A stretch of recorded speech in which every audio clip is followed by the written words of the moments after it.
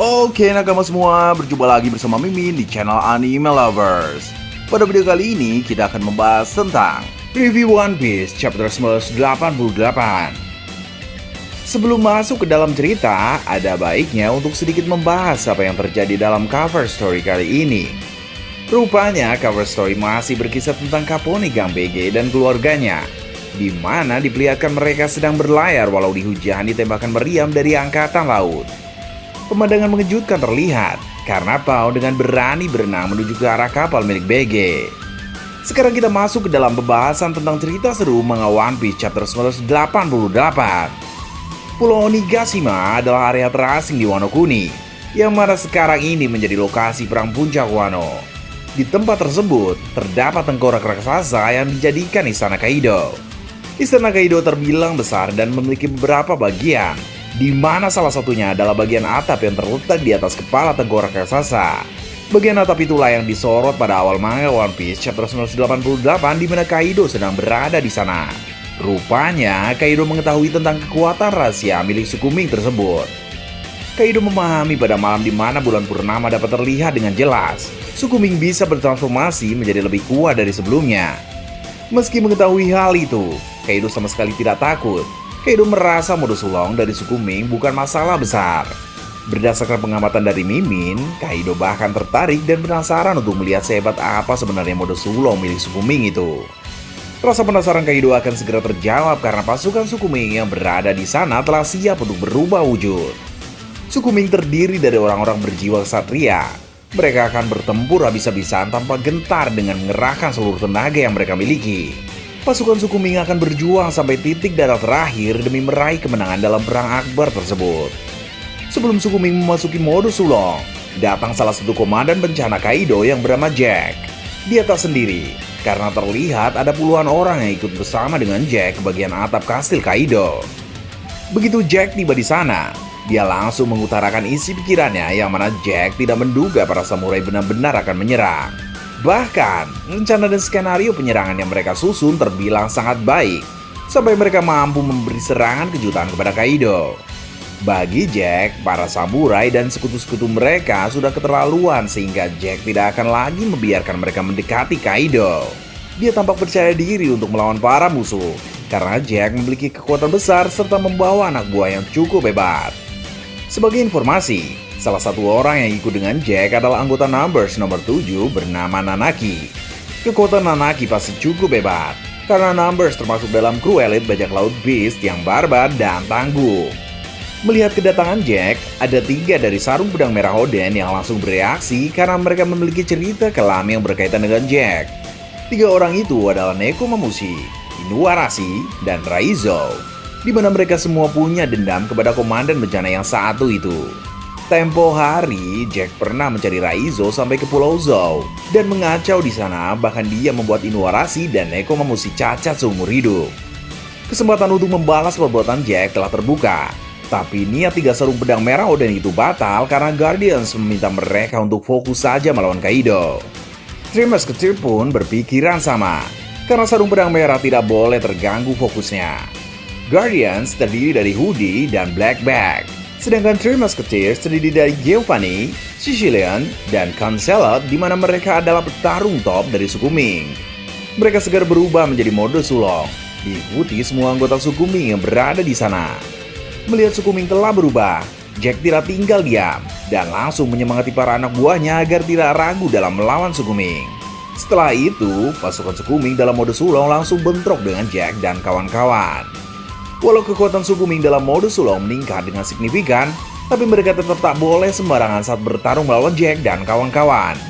Mereka harus membagi tugas dengan baik, di mana Guardians bisa menangani Numbers Nanaki, sedangkan Three Musketeers harus mengeroyok Jack. Mimin memang masih ragu apakah Jack akan berhasil dikalahkan, tapi setidaknya Mimin sangat yakin bahwa suku Ming akan sanggup membuat Jack terdesak. Di tempat lain, ada Big Mom yang melihat ke atas dan mengetahui bahwa di atas orang-orang sudah mulai bertarung. Namun, Big Mom tidak menuju ke atas karena di bagian bawah pun terdapat cukup banyak musuh untuk dilawan. Mengingat ini adalah perang besar-besaran dengan jumlah peserta yang banyak, maka mau di atas, mau di bawah sama-sama kacau. Diperlihatkan juga King dan Queen yang masih berdiri dengan gagah di samping Momonosuke, di mana keadaan Momo belum berubah, tetap terbelenggu dan memprihatinkan. Pada saat King dan Queen sibuk berbicara, diam-diam Shinobu sedang berusaha untuk melepaskan rantai yang membelenggu Momo. Namun, Shinobu kurang kuat dan kurang cepat, sehingga aksi nekatnya itu ketahuan oleh King. King segera melempar Shinobu sampai menabrak salah satu bangunan. Orang-orang terkejut melihat Shinobu yang dilempar bagai bola oleh King. Tapi hal yang jauh lebih mengejutkan pun segera terjadi. Rantai yang menahan Momo secara misterius mulai putus dan terlepas. Kemudian tubuh Momo seolah terbang di udara menjauh dari atas panggung pesta. Melihat hal aneh tersebut, King dengan cepat terbang ke arah Momo untuk menendang jatuh anak itu. Namun, kaki King malah kena tendangan dari makhluk tidak terlihat sehingga King cukup heran mengapa itu bisa terjadi. Segera setelah itu akhirnya terungkap bahwa orang yang menolong Momo dan menendang kaki King adalah Sanji. Sanji memakai red suit dan menggunakan kekuatan untuk menjadi tak terlihat. Maka segala keanehan tersebut menjadi masuk akal. Kini wujud Sanji telah terlihat sehingga orang-orang terkejut saat melihat kemunculannya yang epik pada saat penting. Memang sudah menjadi ciri khas Sanji untuk berbuat sesuatu yang berdampak besar dalam berbagai kesempatan. Maka tak heran dalam kesempatan kali ini yang Sanji lakukan adalah menolong Momo. Dengan segera Sanji melempar Momo ke arah Shinobu. Tapi sebelum itu dia memuji keberanian dari Momo yang tak gentar mengaku sebagai putra Kozuki Oden dan Toki.